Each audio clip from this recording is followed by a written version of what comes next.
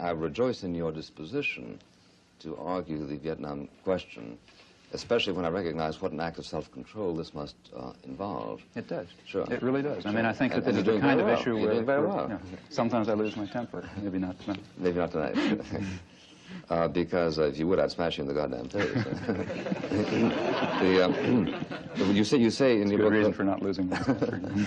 You say the war is simply an obscenity, a depraved act by weak and miserable men, including all of us, including myself, well, including every. That's the next sentence. Same sentence. Sure, because you count everybody in the company of the guilty. I think that's true in this case. Yeah, but see, one of the points I was trying... This is a sense of theological observation, isn't it? No, I don't think so. Because as somebody points out, if everybody's guilty of everything, then nobody's guilty of anything. No, I don't. Well, no, I don't. I don't believe that. See, I think the point that I'm trying to make, and I think ought to be made, is that the real, at least to me, I say this elsewhere in the book, what seems to me a very, in a sense, terrifying aspect of our society and other societies is the equanimity and the detachment with which sane, reasonable, sensible people can observe such events. I think that's more terrifying than the occasional Hitler or LeMay or other that crops up.